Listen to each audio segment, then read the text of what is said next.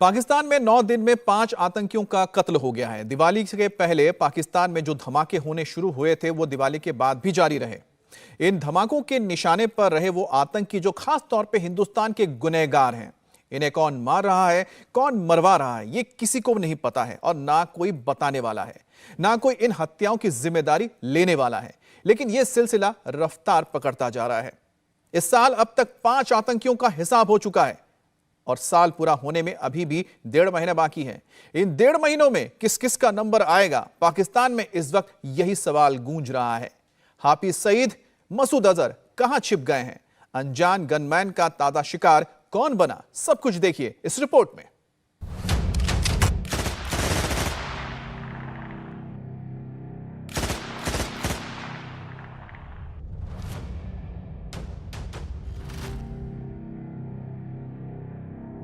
पाकिस्तान में लश्कर के 2 और जिहादी ढेर हो गए, वो भी दिन दहाड़े, सरेआम।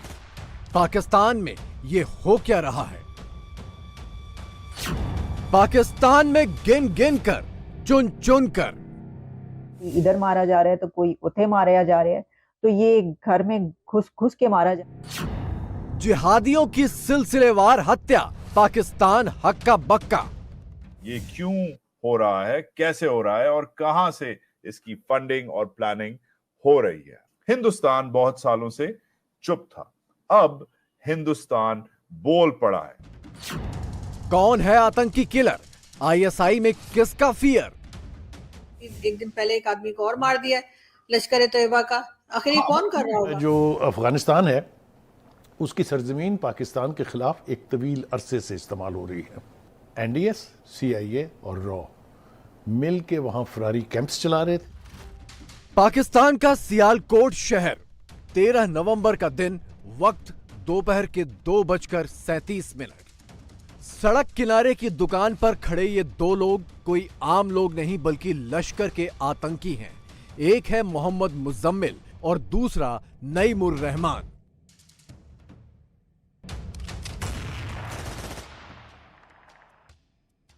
चौराहे को पार करते हुए एक बाइक इनकी तरफ तेजी से आती है और बाइक पर पीछे बैठा शख्स उतरते ही दोनों पर ताबड़तोड़ फायरिंग कर देता है।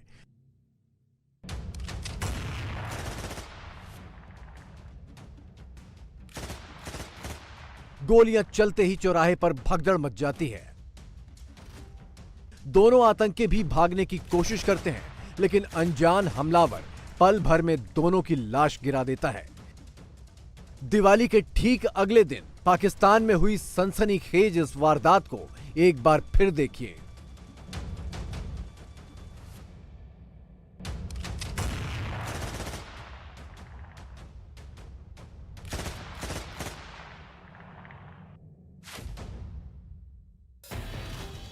अब बाइक सवार हमलावर को गौर से देखिए। इसके हाथ में कोई देसी तमंचा या पिस्तौल नहीं है, बल्कि इसने AK-47 जैसे हथियार से गोलियां दागी। हमलावर फौजी वर्दी में आया था, जबकि बाइक चलाने वाले शख्स ने हेलमेट पहना हुआ था। चंद सेकंडों में दोनों लश्कर आतंकियों को ढेर करके ये दोनों हमलावर फरार हो गए और दोनों का पाकिस्तान पुलिस को कोई सुराग नहीं मिल पाया है। ऐसी दस्तावेजात, ऐसी एविडेंस अब आने लग गई है कि हिंदुस्तान की जो इंटेलिजेंस एजेंसीज हैं वो पाकिस्तान में बहुत एक्टिव हो गई हैं। ये इतना बड़ा प्रॉक्सी किलिंग कैंपेन जो चल रहा है और पिछले 3-4 साल से ये रफ्तार पकड़ रहा है, इस पे किसी ने अभी तक ये स्टोरी नहीं की। पाकिस्तानी मीडिया ने इन मर्डर्स को कवर नहीं किया, इन असैसिनेशंस को। सोशल मीडिया पे ये खबरें एक पैटर्न बन गया है। ये लोग कत्ल होते हैं, ये खबरें लीक होती हैं इंडियन मीडिया को और फिर इंडियन मीडिया कहता है कि ये बंदा इस चीज में मुलव्विस था, ये बंदा फलानी चीज में मुलव्विस था। अब ये जो रीसेंट किलिंग्स हैं ये चलती जाती हैं। इंडियन इंटेलिजेंस कैसे पाकिस्तान में ग्राउंड इंटेलिजेंस लेता है, लोगों को कैसे हायर करता है, कैसे रिक्रूट करता है, इन लोगों का सुराख कैसे लगाता है। और ये खाली जिहादी कमांडर्स के इर्द गिर्द नहीं है, सिख मिलिटेंट्स, उनको भी टारगेट किया गया है। इंडिया में की आज इतनी पावर है, इतनी लॉबिंग है, इतना मसल है, इतनी लेवरेज है।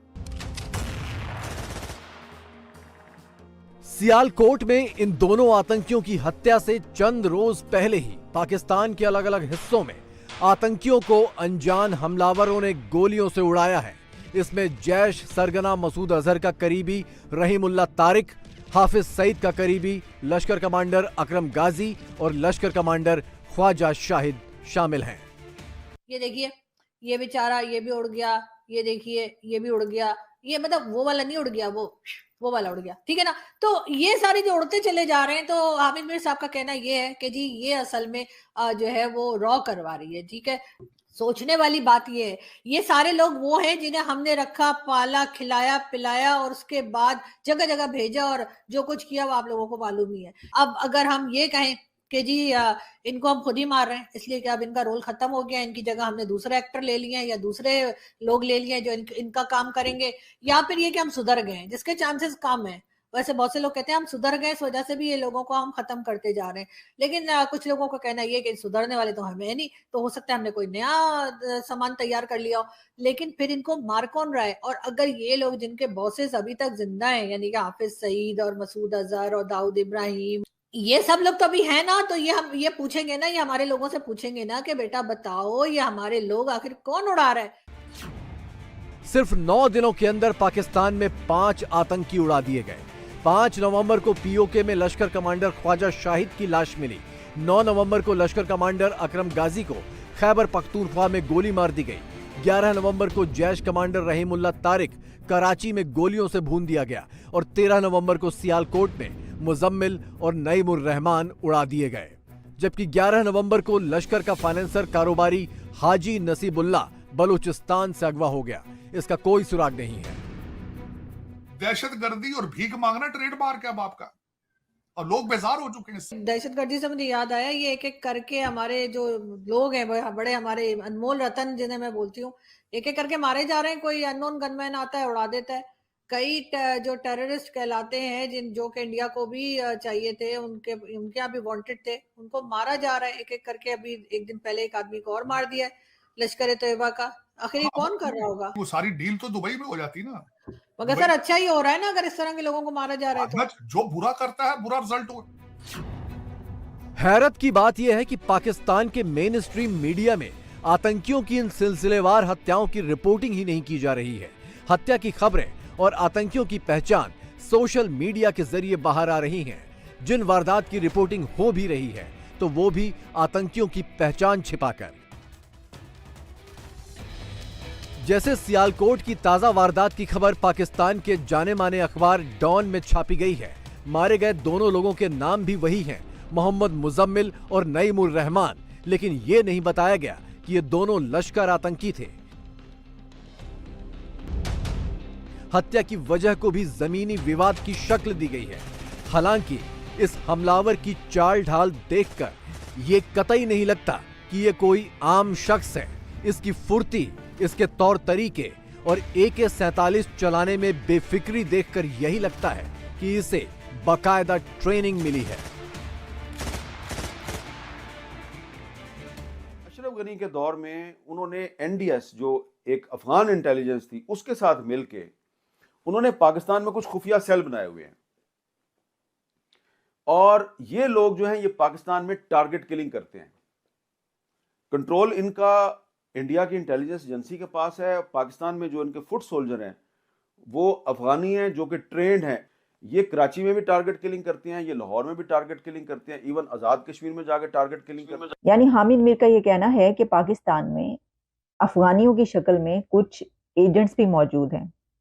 वो NDS के एजेंट भी हो सकते हैं और RA के एजेंट भी हैं। यानी फिर वो बात सही हो गई कि जो बात कही जा रही थी कि कोई इधर मारा जा रहा है तो कोई उथे मारा जा रहा है, तो ये घर में घुस के मारा जा रहा है, तो ये गली गली फिर रहे हैं RA का एजेंट। तो सर ये RA की साजिश ये कहना चाह रहे हैं आप? हो सकता है कि वहां पे बहुत सारे लोग इस तरह के शामिल हों जो अंदर से इस्तेमाल हो रहे हों, लेकिन कुछ लोग जो ऐसा कर रहे हैं उसकी बिना पर आप सारी की सारी उनकी जनरेशन्स को तो वापस नहीं भेज सकते। मेरा ख्याल है कि अफगानियों को जो पाकिस्तान में मौजूद है नमक हराम कहना या RA के एजेंट कहना, इसको कंडेम किया जाना चाहिए।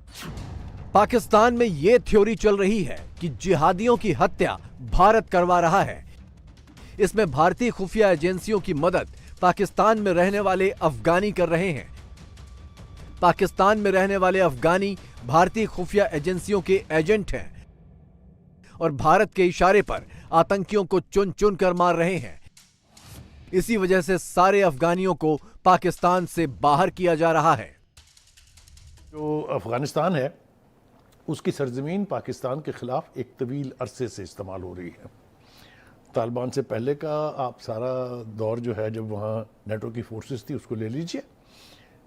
जो स्पिन बॉल्दक के इलाके में NDS, CIA और रॉ मिल के वहाँ फरारी कैंप्स चला रहे थे, जिसके अंदर बलूचिस्तान के अलहदगी पसंदों को ट्रेनिंग दी जाती थी और वापस दहशतगर्दी के लिए बलूचिस्तान भेज दिया जाता था। हमने अफगानिस्तान को सपोर्ट किया, उनके महाजरीन को भी रखा, बहुत बड़ी कुर्बानियां दी। पाकिस्तान की सोसाइटी जो कुछ हमारे साथ हशर नशर हुआ, आज पूरी दुनिया में बदनामी भी ली, पूरी दुनिया ने हमें तालिबान का सपोर्टर भी कहा, इंटरनेशनल लेवल पे भी हमें पता नहीं क्या कुछ भुगतना पड़ा। 2 साल बाद पता चला जो 40 साल हमने जो कुछ करते रहे वो गलत करते रहे। तालिबान वहीं खड़े हुए हैं कि नहीं जनाब कि आप हमारे दोस्त नहीं हैं, आप हमारे, और वो आप हमें धमकियां दे रहे हैं।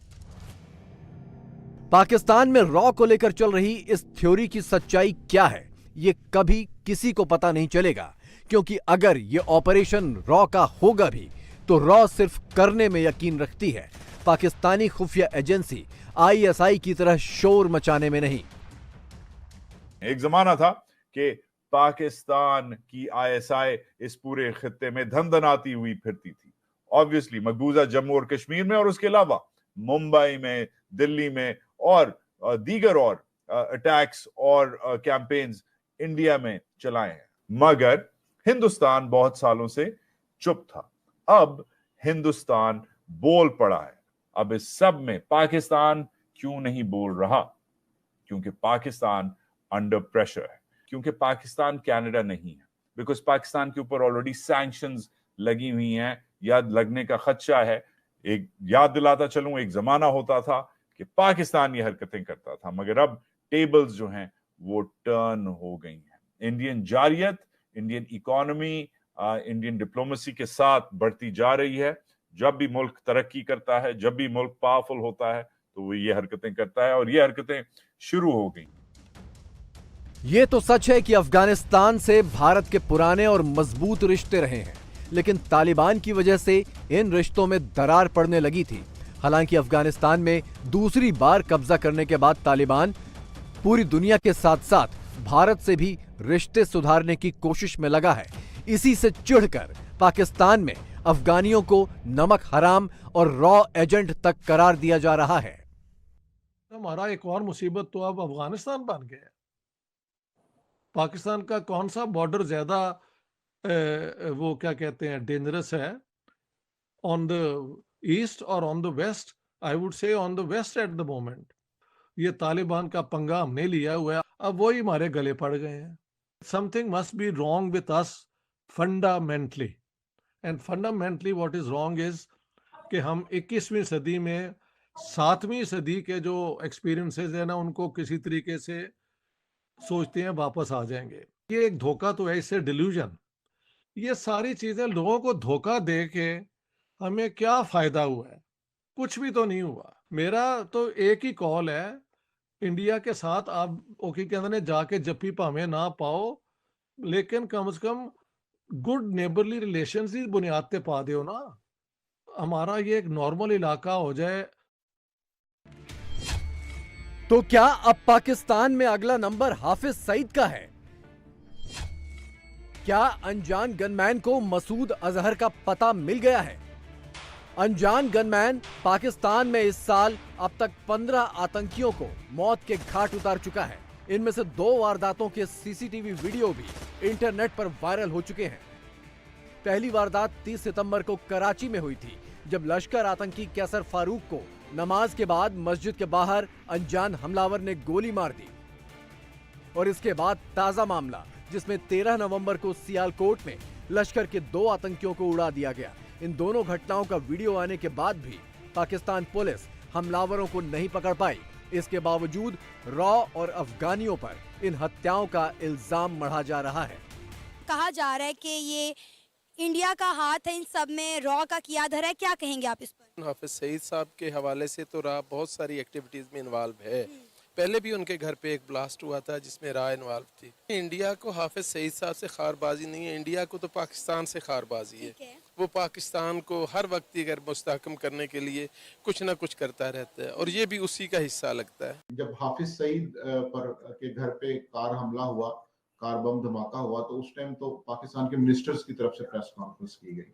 तो अब ये मामला तो दो स्टेट्स के दरमियान बिल्कुल चल रहा है। वो मिलिटेंट्स जो एक जमाने में बहुत पावरफुल होते थे, अब इस तरह से उनको कैसे हिट किया जा रहा है। तो इस हवाले से जितने भी इम्पोर्टेंट पॉइंट्स हैं उसमें ये सबसे बड़ी बात ये आती है कि पाकिस्तान के अंदर आखिर ऐसा क्या है या ऐसा कौन सा नेटवर्क बन चुका है कि जिसकी बेस पे वो इंटेलिजेंस जो है वो ग्राउंड से गैदर करके तो फिर ये टारगेट्स अचीव किए जा रहे हैं या हिट किए जा रहे हैं। पाकिस्तान एक तरफ तो अफगानियों पर रॉ एजेंट होने का इल्जाम लगाकर उन्हें गालियां दे रहा है, देश से निकाल रहा है, दूसरी तरफ तालिबान के कहर के डर से अफगानियों को खुश करने की कोशिश में भी लगा है। जो हमारे अफगान भाई इंडिया को खुश करने के लिए पाकिस्तान को गाली देते हैं, पाकिस्तान में महमूद गजनवी, शहाबुद्दीन गौरी, अहमद शाह अब्दाली, इनकी बड़ी इज्जत की जाती है। बल्कि पाकिस्तान ने तो अपने मिसाइलों के नाम जो हैं वो इन बुजुर्गों के नाम पे रखे हुए हैं, Gauri missile, Ghaznavi missile, Abdali missile. अब इसको कोई पाकिस्तानी मार के गया होगा ना, ये तो नहीं हो सकता कि कोई इंडिया से बंदा आया होगा जिसने मारा होगा, क्योंकि वो तो नहीं कर सकते, क्योंकि एक वो ये उनके लिए लॉजिस्टिकली पॉसिबल नहीं होता। ये ऑपरेट कैसे करते हैं कि फॉर एग्जांपल क्या कोई थर्ड पार्टी किसी चौथे मुल्क में कोई कॉन्ट्रैक्ट करते हैं, वो इधर क्या मतलब होता कैसे है? ये वाला शायद चूरन कि जी दुश्मन मुल्क की एजेंसियां ये सारा कुछ करती है, उस पर बात खत्म नहीं होती। आप पकड़े लोगों को कानून के कटघरे में लेके आया करें और उसके बाद दुनिया को दिखाया करें कि यार ये फला बंदा था, हमने इसको पकड़ा और ये इन चीजों में मुलव्विस रहा है। कनाडा में एक सिख रहनुमा कत्ल हुआ है तो उन्होंने पूरी दुनिया में शोर मचा दिया है। हमारे मुल्क पाकिस्तान में सिख नहीं, कई कश्मीरी रहनुमा जो हैं उनको कत्ल किया गया और इंडियन अखबार कह रहे हैं कि ये हमारी कार्रवाई है। क्या हमारे वजीर आज़म को अब न्यूयॉर्क में यूनाइटेड नेशंस में जाके ये बात नहीं करनी चाहिए? क्योंकि उनका ताल्लुक जहादी तंजीमों के साथ माजी में 90s में रहा है और अभी वो फ्लाई सरगर्मियों में इन्वॉल्व थे, तो इसलिए उनको असैसिनेट कर। इनके एक भाई को पहले भी लाहौर में 2018 में टारगेट किलिंग के जरिए मारा गया था। ये अनजान गनमैन अफगानी हो या चाहे जो भी हो, पाकिस्तान में भारत के दुश्मनों के बीच इसका खौफ इतना है कि आईएसआई ने सारे बड़े आतंकी सरगनाओं की लोकेशन बदल दी है और इन्हें बाहर निकलने से सख्त मना कर रखा है। लेकिन जब इनका दुश्मन इन्हीं की जमीन पर घूम रहा हो तो हाफिज और मसूद कब तक छिपेंगे?